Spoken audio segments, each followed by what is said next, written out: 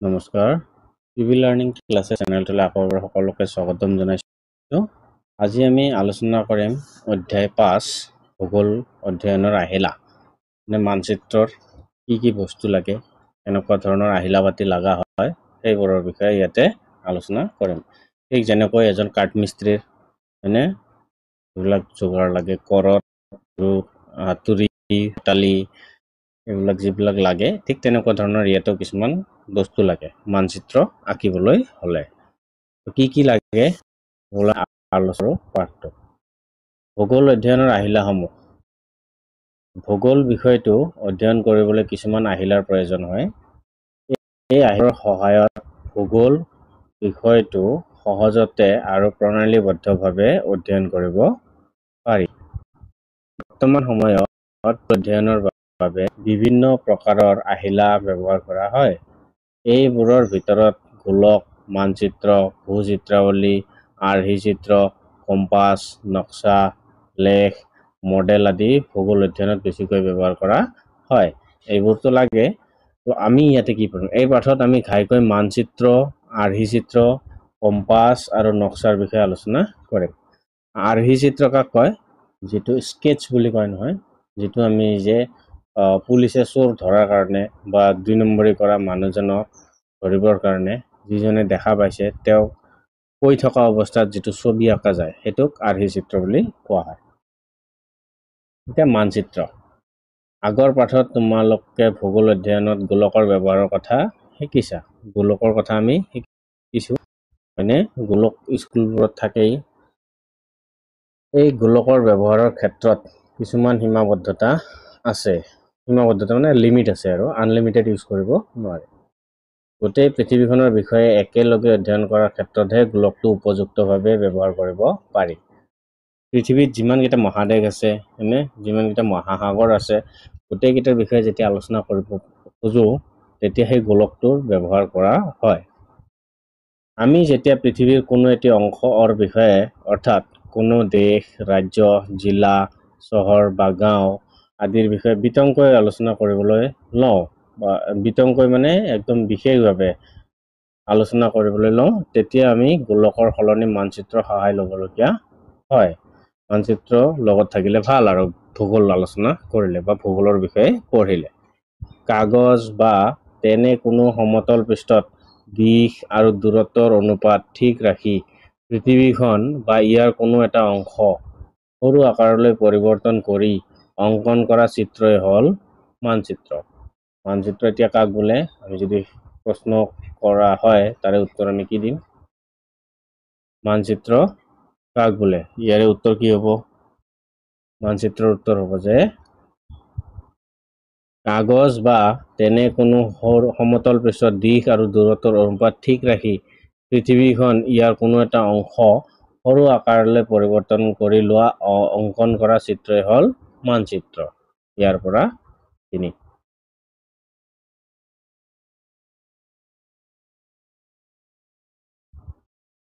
ইয়াৰে পৰা এইখিনিলৈকে হ'ব। যেনেদৰে কেইবাটাও পাঠ লগ লগাই একোটা বিষয়ৰ একোখন পাঠ্যপুথি প্ৰস্তুত কৰা হয়।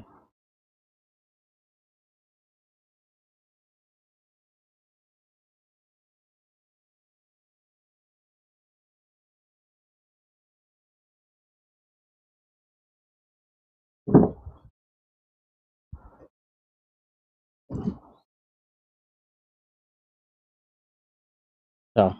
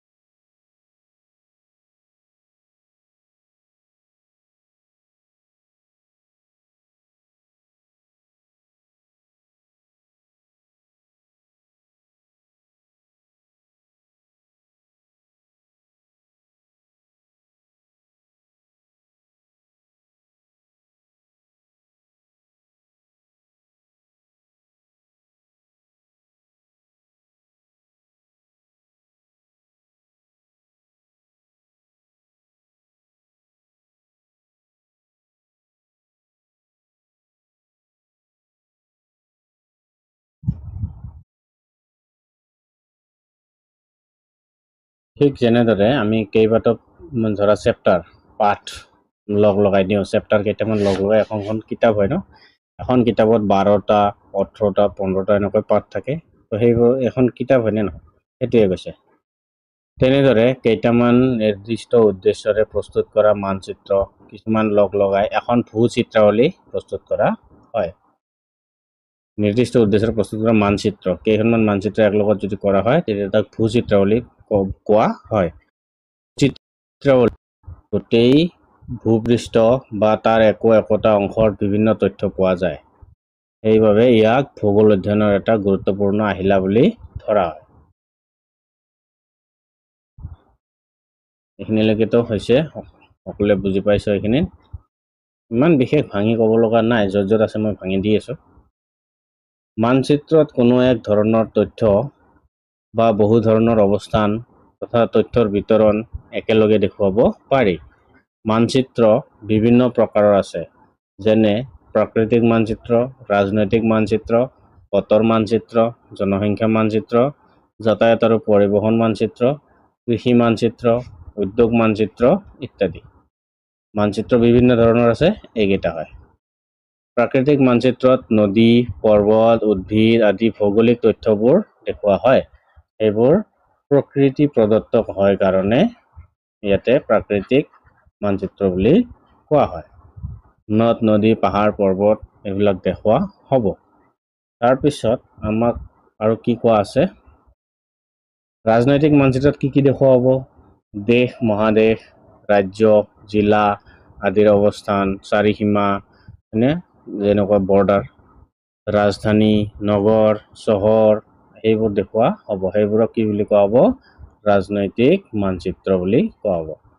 তেনেদৰে জনসংখ্যা মানচিত্ৰত জনসংখ্যাৰ বিতৰণ, ঘনত্ব আদি দেখুওৱা হয়।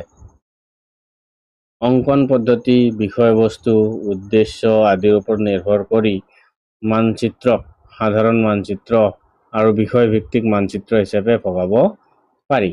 কি কৈছে যে অংকন পদ্ধতি, ইয়াৰ পৰা যদি আমি লওঁ অংকন পদ্ধতি, বিষয়বস্তু, অংকন পদ্ধতি মানে আঁকাৰ কাৰণে, ছবি আঁকাৰ কাৰণে যিটো পদ্ধতি ব্যৱহাৰ কৰা হয় সেইটো তাৰে বিষয়বস্তু, উদ্দেশ্য সেইবোৰৰ ওপৰত নিৰ্ভৰ কৰি মানচিত্ৰক সাধাৰণ মানচিত্ৰ আৰু বিষয়ভিত্তিক কি বিষয়ত আমি মানচিত্ৰ আঁকিম এইবিলাক যদি আঁকো তেতিয়া বিষয়ভিত্তিক মানচিত্ৰ হিচাপে তাক ভগাব পাৰি।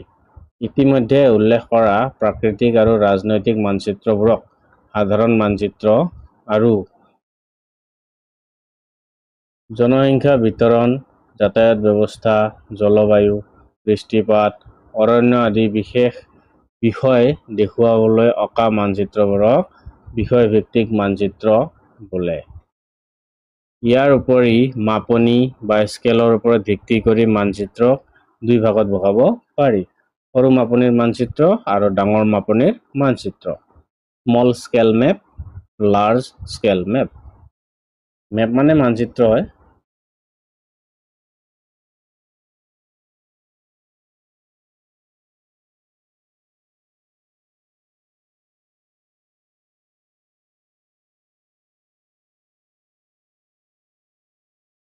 এতিয়া ইয়াতে ক্ৰিয়াকলাপ দিছে, কি কৈছে, প্ৰাকৃতিক, ৰাজনৈতিক, যাতায়াত, কৃষি, জনসংখ্যা। তো ভূ-চিত্ৰাৱলী চাই তাত কি দেখুওৱা হয় লিখি উলিওৱা। কি দেখুওৱা হয় এইটো ছবি সহকাৰে মই অনুশীলনীৰ প্ৰশ্নৰ সৈতে এইটো আলোচনা কৰিম। মোৰ লগত বৰ্তমান সেইটো ছবিটো নাই, মই ইয়াতে লোৱাও নাই।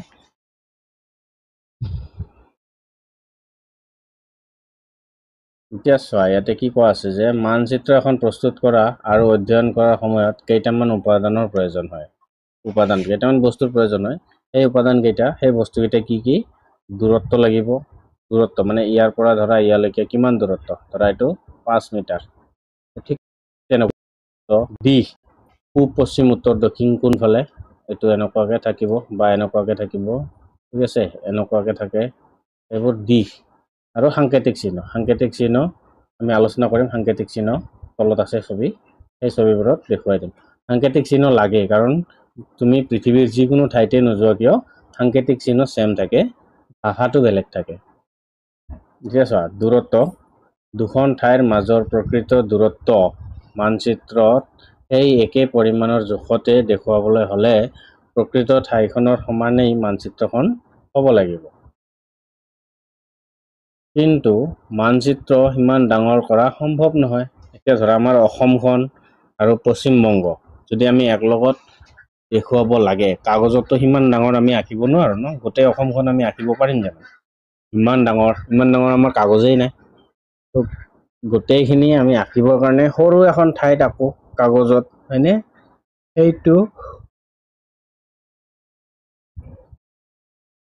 সেই হিচাপত আমি আঁকি দেখুৱাই কামটো কৰোঁ, মানে সহজ কৰি লওঁ আৰু। সেইকাৰণে কৈছে যে কিন্তু মানচিত্ৰ সিমান ডাঙৰ কৰা সম্ভৱ নহয় বুলি সেইকাৰণে কৈছে। সেয়েহে মানচিত্ৰখনৰ আকাৰ সুবিধাজনকভাৱে সৰু কৰি লোৱা হয়। তেতিয়া ভূপৃষ্ঠৰ ওপৰৰ প্ৰকৃত দূৰত্বক মানচিত্ৰত এটা নিৰ্দিষ্ট অনুপাতত হ্ৰাস কৰি দেখুওৱা হয়। ভূপৃষ্ঠৰ ওপৰৰ দূৰত্বক মানচিত্ৰৰ দূৰত্বৰ লগত যি অনুপাতত হ্ৰাস কৰি দেখুওৱা হয় তাকেই স্কেল বা মাপনি বোলে। কি কোৱা হৈছে যে ভূপৃষ্ঠৰ ওপৰৰ দূৰত্বক মানচিত্ৰৰ দূৰত্বৰ লগত যি অনুপাতত হ্ৰাস কৰি দেখুওৱা হয় তাকেই স্কেল বোলে বা মাপনি বোলে। এতিয়ালৈকে উত্তৰ এইখিনি। কথাটো ভালদৰে বুজিবলৈ এটি উদাহৰণ লৈছো। উদাহৰণটোত কি কৈছে যে ধৰি লোৱা তোমাৰ ঘৰ আৰু জিলা সদৰৰ মাজৰ দূৰত্ব 20 কিলোমিটাৰ। ধৰা তোমাৰ ঘৰৰ পৰা টাউন যিটো আছে সেইটো 20 কিলোমিটাৰ। এতিয়া তুমি যদি ধৰা পৃষ্ঠ এই 20 কিলোমিটাৰ দূৰত্বক মানচিত্ৰত 2 চেণ্টিমিটাৰত দেখুওৱা, ইয়াৰ অৰ্থ হ'ব মানচিত্ৰৰ 1 চেণ্টিমিটাৰ দূৰত্বই ধৰা পৃষ্ঠত 10 কিলোমিটাৰ। মানে 1 চেণ্টিমিটাৰ যদি আমি লওঁ, সমান চিন দি এটা এছ দিম, 10 কিলোমিটাৰ বুলি লিখিম। আমি এনেকুৱাকৈ লিখিম। সেইটো দূৰত্ব বুজাইছে। গতিকে তোমাৰ মানচিত্ৰখনৰ মাপনি হ'ব 1 চেণ্টিমিটাৰ ইকুৱেলছ টু 10 কিলোমিটাৰ।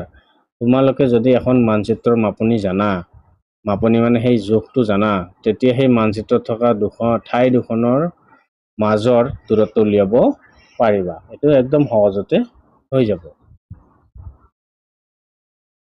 তাৰপিছত কৈছে যে যেতিয়া দেশ বা মহাদেশৰ দৰে ডাঙৰ অঞ্চল একোটা এখন কাগজত দেখুৱাবলগীয়া হয়, তেতিয়া আমি সৰু মাপনিৰ সহায় লওঁ। সৰুকে আঁকিবলৈ চেষ্টা কৰোঁ। যেনেকৈ উদাহৰণস্বৰূপে মানচিত্ৰৰ 1 চেণ্টিমিটাৰ দূৰত্ব ঠাই ধৰা পিছত 100 কিলোমিটাৰ বুজাব। আমি আগতে 10 কিলোমিটাৰ লৈছিলোঁ, ইয়াতে আমি 100 কিলোমিটাৰ ল'ম। মানে বেছি ডাঙৰ বস্তুটো আৰু সৰু কৰিব লাগিব। এনেবোৰ মানচিত্ৰক আমি সৰু মাপনিৰ মানচিত্ৰ বুলি কওঁ।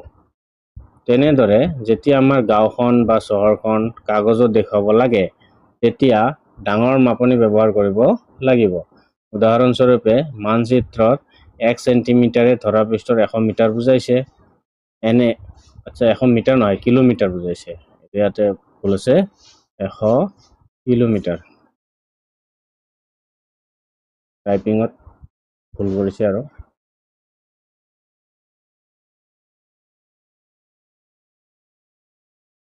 এইখিনিলৈকে ঠিক আছে সকলোৰে? এনে মানচিত্ৰ ডাঙৰ মাপনিৰ মানচিত্ৰ বুলি কোৱা। আচ্ছা, এইটো ঠিকে আছে, কিলোমিটাৰ নহয়, 100 মিটাৰ। তাৰমানে ডাঙৰ মাপনিত কৰিব লাগে বুলি কৈছে। সৰু মাপনিতহে 1 চেণ্টিমিটাৰত 100 কিলোমিটাৰ বুজাইছে। ডাঙৰ মাপনিত হ'লে 1 চেণ্টিমিটাৰে 100 মিটাৰ বুজাব।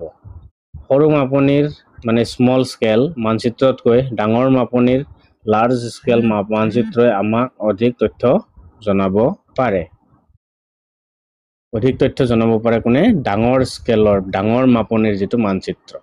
ধৰা এখন গাঁও, গাঁৱত কি কৈছে, এইটো ৰাস্তাইদি আহি ইয়াতে খেলপথাৰ, এনেকৈ গৈ এইটো বাগিচা, এনেকৈ গৈ এইটো পুখুৰী, এনেকৈ গৈ এইটো ডাকঘৰ, এইফালে দোকান। আচ্ছা, ইয়াতে 3জনৰ ঘৰ আছে, সেইকাৰণে ৰাস্তাটো ইয়াৰ পৰা দিছে। ইয়াৰ পৰা এইটো বিদ্যালয়, হয়নে? এইটো পথাৰ, কুঁৱা, ইয়াতে দোকান, ইয়াতে গোহালি, ইয়াতে গঁৰাল, ইয়াতে দীপাংকৰৰ ঘৰ, অৰুণিমাৰ ঘৰ, আমিনুৰ ঘৰ, খেতি পথাৰ। ঠিক আছে? গাঁওখনত এনেকুৱা ধৰণে থাকে যিকোনো বস্তু, হয়নে?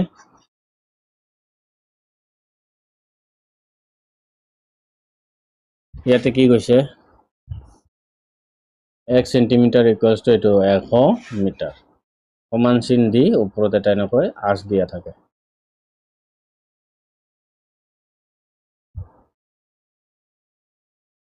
এতিয়া দিশ সাংকেতিক চিহ্নত আহি আছো আমি সাংকেতিক চিহ্নৰ ছবি এইকেইটা আছে এইকেইটা সাংকেতিক চিহ্ন বুলি কোৱা হয় এইকেইটা এইটো পকী ৰাস্তা এইটো কেঁচা ৰাস্তা এইটো ব্ৰড গজ এইটো মিটাৰ গজ আৰু এইটো হ'ব ৰেলৱে ষ্টেচন এইটো হ'ব চাৰিসীমা এইটো আন্তৰ্জাতিক বেলেগ বেলেগ দেশৰ সৈতে এইটো ৰাজ্য আমাৰ ভাৰতৰ ৰাজ্যৰ ভিতৰত এইটো জিলা আমাৰ ৰাজ্যৰ ভিতৰত ঠিক আছে এইটো হ'ব নদীৰ ছবি সাংকেতিক চিহ্ন বুলি এইটো কুৱা এইটো হ'ব পুখুৰী এইটো হ'ব নলা আৰু এইটো হ'ব দলং এইবিলাকক কি কয় সাংকেতিক চিহ্ন এইটো মন্দিৰ গীৰ্জা মছজিদ এইটো পোষ্ট অফিচ এইটো হ'ব টেলিগ্ৰাফ অফিচ এইটো হ'ব পুলিচ ষ্টেচন আৰক্ষী থানা এইটো জনবসতি মানে মানুহ বাস কৰে বিল্ডিং এইবিলাক এইটো কবৰস্থান ঠিক আছে এইটো বৃক্ষ ডাঙৰ ডাঙৰ গছ এইটো তৃণ ঘাঁহ এইবিলাকক কি বুলি কোৱা হয় সাংকেতিক চিহ্ন বুলি কোৱা হয় টেনশ্যন কৰিব নালাগে আমি আহি আছো তাতে এতিয়া চোৱা দিশ বেছিভাগ মানচিত্ৰতে সোঁফালে ওপৰত এইটো সোঁফালে ওপৰত মানে এইটোৰ কথা কৈছে লম্বভাৱে অঁকা এডাল কাৰ চিনেৰে উ বা এন আখৰটো লিখা থাকে কাৰ চিনেৰে দেখুওৱা এই উ আখৰটোৱে উত্তৰ দিশ বুজায় এইটো হ'ব উত্তৰ তলত হ'ব দক্ষিণ এইটো হ'ব পূব এইটো পশ্চিম এইটো উত্তৰ পূব এইটো উত্তৰ পশ্চিম দক্ষিণ পশ্চিম এইটো দক্ষিণ পূব ঠিক আছে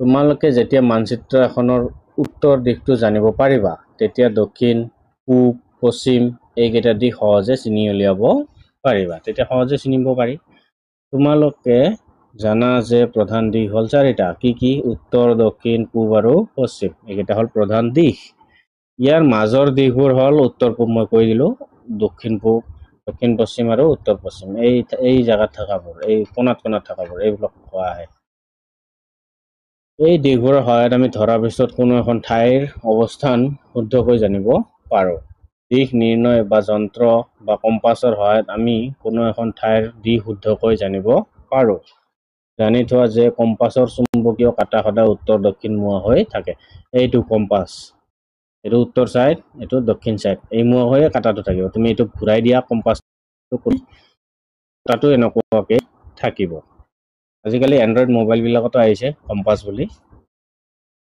বা দিশ নিৰ্ণয় যন্ত্ৰ এতিয়া আহোঁ আমি সাংকেতিক চিহ্ন অলৰেডি মই দেখুৱাই দিলোঁ তাৰ ওপৰত দেখুৱাই দিম মানচিত্ৰ এখনৰ বাবে প্ৰয়োজনীয় তৃতীয়বিধ উপাদান হ'ল সাংকেতিক চিহ্ন মানচিত্ৰত কোনো এখন ঠাইৰ ঘৰ দুৱাৰ ৰাস্তা ঘাট দলং গছ গছনি ৰেলপথ পুখুৰী কুঁৱা খেতিপথাৰ আদি তথ্যবোৰ প্ৰকৃত আকাৰ আৰু আকৃতিত আঁকি দেখুৱাব নোৱাৰে যে পথাৰ ইমান ডাঙৰ আছে ইমান ডাঙৰ কুঁৱা আছে আমি আঁকিব পাৰিম জানো নোৱাৰোঁ তাক আমি সৰুকৈ আঁকিম হয়নে গতিকে এই তথ্যবোৰ বিভিন্ন আখৰ বেলেগ বেলেগ আখৰেৰে দিওঁ ৰঙেৰে দিওঁ বেলেগ বেলেগ চিনেৰে দিওঁ আৰু চিহ্ন বেলেগ বেলেগ চিন দিওঁ এই আদিৰে দেখুওৱা হয় এই চিহ্নবোৰে এখন নিৰ্দিষ্ট ঠাইৰ বিভিন্ন ধৰণৰ তথ্য সম্পৰ্কে আমাক জনাব পাৰে সাধাৰণতে মানচিত্ৰত ব্যৱহাৰ হোৱা চিহ্নবোৰ গোটেই পৃথিৱীতে একে থাকে আমাৰ ভাৰতত যেনেকুৱা ঠিক তেনেকুৱা বেলেগ বেলেগ দেশতো তেনেকুৱাই থাকিব পৃথিৱীৰ যিকোনো ঠাইৰ মানচিত্ৰৰ এই চিহ্নবোৰ অধ্যয়ন কৰি আমি সেই ঠাইখনৰ বিভিন্ন তথ্য জানিব পাৰোঁ কোনো এখন নতুন ঠাইলৈ গৈ সেই ঠাইখনৰ ভাষা নজনাৰ বাবে ঠাইখনৰ বিভিন্ন তথ্য জনাৰ ক্ষেত্ৰত অসুবিধা হ'লে সেই ঠাইৰ মানচিত্ৰখন উলিয়াই লৈ এই চিহ্নবোৰৰ সহায়ত প্ৰয়োজনীয় তথ্য জানিব পাৰি যিখিনি দৰকাৰী বস্তু সেইখিনি আমি জানিব পাৰোঁ সেইটো কথা ইয়াতে কৈছে উদাহৰণস্বৰূপে কি কৈছে দিল্লী মহানগৰীৰ মানচিত্ৰ এখন অধ্যয়ন কৰি তুমি দিল্লীৰ বিভিন্ন ৰাস্তা ঘাট অনুষ্ঠান প্ৰতিষ্ঠান তথা ভ্ৰমণ কৰিবলগীয়া স্থানসমূহৰ অৱস্থান সহজতে জানি লৈ ভ্ৰমণ কৰিব পাৰিবা মানচিত্ৰখন দেখিলে আমি গম পাম যে দিল্লীৰ ক'ত ক'ত কি জায়গা আছে চাবলৈ হয়নে আমি হেল্ল' এখন কাগজৰ টুকুৰাতেই গম পাই যাম সেইটোৰ কাৰণে আমাক কি লাগে মানচিত্ৰখনৰ দৰকাৰ হয় মানচিত্ৰত ব্যৱহাৰ হোৱা সাংকেতিক চিহ্নবোৰক স্বীকৃত বা প্ৰচলিত চিহ্ন বোলা হয় প্ৰচলিত চিহ্ন মানে সেইবিলাকে চল আৰু সেইটোৱে চলি থাকে তলত এনে প্ৰচলিত চিহ্নৰ এখন তালিকা দিয়া হ'ল আমি অলৰেডি এইখিনি আলোচনা কৰিছোঁ হয়নে নহয়? এতিয়া কি কোৱা আছে, বিভিন্ন চিহ্নৰ নিচিনাকৈ তথ্য উপস্থাপনৰ বাবে তথ্য মানে যে দৰকাৰী বস্তু মানচিত্ৰত বিভিন্ন ৰঙৰো ব্যৱহাৰ কৰা হয়। যেনেকুৱা মন্দিৰত বেলেগ ৰং, মছজিদত বেলেগ ৰং, গীৰ্জাঘৰত বেলেগ ৰং, ৰাস্তাৰ বেলেগ ৰং যদি আমি এনেকুৱাকৈ দিওঁ, বৰ্ডাৰটো বেলেগ ৰং যদি দিওঁ, তেতিয়াহ'লে আমাক সহজতে চিনি পোৱাত সুবিধা হ'ব। উদাহৰণস্বৰূপে পানী দেখুৱাবলৈ মানচিত্ৰত নীলা ৰং ব্যৱহাৰ কৰোঁ, পৰ্বত পাহাৰ দেখুৱাবলৈ ডাঠ মুগা ৰং ব্যৱহাৰ কৰোঁ, আৰু মালভূমি দেখুৱাবলৈ হালধীয়া ৰং আৰু নিম্ন সমভূমি দেখুৱাবলৈ সেউজীয়া ৰং ব্যৱহাৰ কৰা হয়। এইটো ক্ৰিয়াকলাপ। এতিয়া ডাকঘৰ হ'লে পিঅ' হ'ব, নদী হ'লে এনেকুৱা টাইপৰ থাকিব, ইয়াতে কলা এনেকুৱা হয়, নীলা ৰং থাকিব। এইটো ৰেল ষ্টেচন RS থাকিব, আৰু এনেকুৱা দি ইয়াতে অলপমান এনেকৈ বগা বা কলা হৈ থাকিব, হয়নে? এইটো মন্দিৰটো কেনেকৈ দিবা, এনেকৈ দিওঁ, ইয়াতে এটা পতাকা লগাই দিওঁ, তাৰপিছত বাকীখিনি এনেকৈ আহিল, ইয়াতে আছে, মোৰ ইমান এটা ভাল হোৱা নাই। এইটো মন্দিৰটোৰ কথা কৈছে, ইয়াতে ঠিক আছে। কেঁচা পথ মানে কেনেকুৱা হ'ব, এনেকুৱা ডট আহিব, এনেকুৱা ডট আহিব। তো কেঁচা ৰাস্তা আছিল, তাতে আছে। তাৰপিছত আহোঁ আৰ্হি চিত্ৰ অংকন কৰা। আৰ্হি মানে স্কেটছ,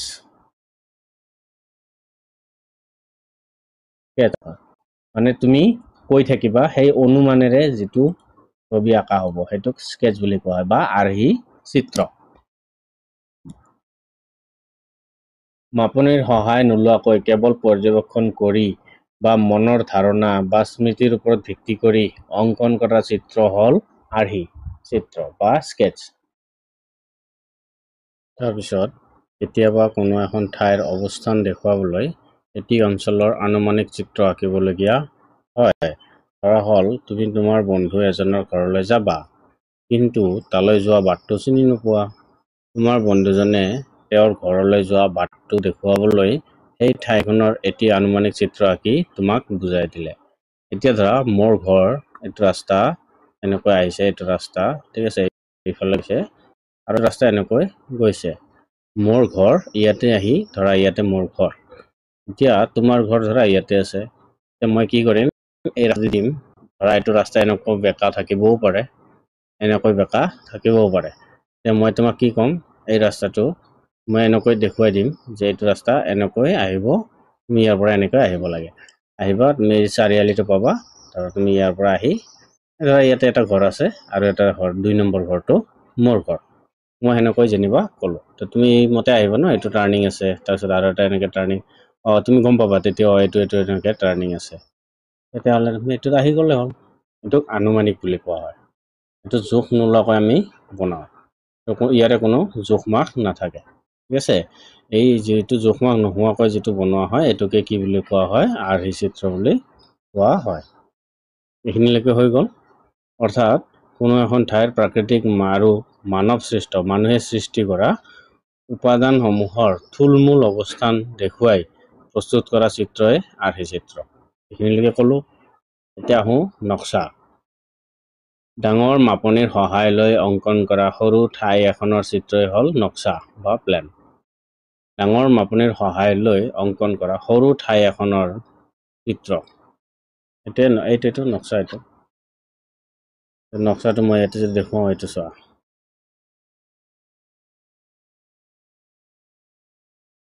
এইখিনি হ'ল নক্সা, ঠিক আছে।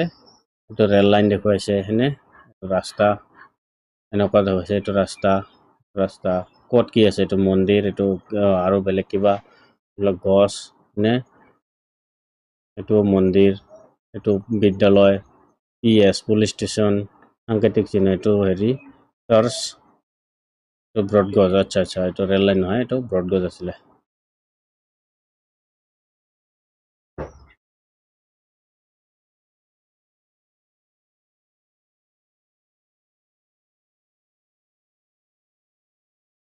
এইখিনিলৈকে হৈ গৈছে, আশা কৰোঁ।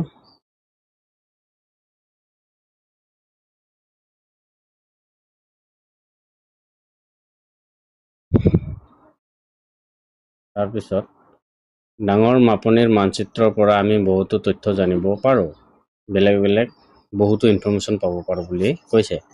কিন্তু কেতিয়াবা এনে কিছুমান তথ্যৰ প্ৰয়োজন হয় যাক মানচিত্ৰত দেখুৱাব নোৱাৰে। কিছুমান প্ৰয়োজনীয় বস্তু আমি মানচিত্ৰত দেখুৱাই নোৱাৰি। যেনেকুৱা উদাহৰণস্বৰূপে যদি আমি এটি কোঠালিৰ দিশ প্ৰস্থ জানিব বিচাৰোঁ, এতিয়া ধৰা এইটো মন্দিৰৰ বহল কিমান আছে, দিশ উচ্চতা কিমান আছে, এইটো আমি ইয়াতে ক'ব নোৱাৰো। সেইটো আমি মানচিত্ৰত দেখুৱাব নোৱাৰো। তেতিয়া উপযুক্ত মাপনিৰ সহায় লৈ আমি কোঠালিটোৰ এখন নক্সা অংকন কৰিব পাৰো। মানে আমি ভালদৰে এটা ডাঙৰকৈ আঁকিব লাগিব, তাৰপিছতহে আমি দেখুৱাব পাৰিম। এতিয়া আহোঁ আমি পাঠৰ শেষত। ইয়াতে কি কৈছে মনত ৰাখিবলগীয়া কিছুমান কথা। 1 নম্বৰ পইণ্টত আছে কাগজ বা তেনেকুৱা সমান পিঠিত, এইটো কিতাপত মই যে চিন দি আছো, লিখি আছো, এইটো কি হয়? সমান কাগজ, হয়নে? সমান পিঠি, সেইটো কাগজ বা তেনেকুৱা সমান পিঠিৰ স্কেল বা মাপনি অনুসৰি পৃথিৱীৰ উপৰিভাগ বা তাৰ কোনো অংশ অংকন কৰা চিত্ৰই হ'ল মানচিত্ৰ। মানচিত্ৰ কাক বোলে? এইটো উত্তৰ লিখিলেও হ'ব। 2 নম্বৰ পইণ্টত কি কৈছে? মানচিত্ৰ বিভিন্ন প্ৰকাৰৰ আছে, আমি আলোচনা কৰিছিলো, যেনে প্ৰাকৃতিক, ৰাজনৈতিক, বতৰ, জনসংখ্যা, যাতায়াতৰ, পৰিবহণ, কৃষি, উদ্যোগ। লাষ্টত মানচিত্ৰটো লগাই দিলে হৈ গ'ল। সকলোৰে পিছত মানচিত্ৰ লগাব লগা ইমান এটা দৰকাৰো নাই। ঠিক আছে, এইখিনি লাষ্টত মানচিত্ৰটো লগাই দিলে হৈ গ'ল। তাৰপিছত কি আছে? স্কেলৰ ওপৰত ভিত্তি কৰি মানচিত্ৰক 2 প্ৰকাৰত ভগাব পাৰি। সৰু মাপনিৰ মানচিত্ৰটো পিছত লগালে হ'ব, আৰু ডাঙৰ মাপনিৰ মানচিত্ৰ। তাৰ পিছৰ পইণ্টত কি কৈছে? মানচিত্ৰৰ প্ৰধান উপাদান কেইটা হ'ল দূৰত্ব, দিশ আৰু সাংকেতিক চিহ্ন। মানচিত্ৰৰ প্ৰধান উপাদান তিনিটা। এইবোৰ দূৰত্ব, দিশ আৰু সাংকেতিক চিহ্ন। পিছত কি কোৱা আছে? ধৰা পৃষ্ঠত দুখন ঠাইৰ প্ৰকৃত দূৰত্ব আৰু মানচিত্ৰত একে ঠাই দুখনৰ দূৰত্বৰ অনুপাতে হ'ল সেই ঠাইখনৰ মাপনি বা সেই মানচিত্ৰখনৰ মাপনি।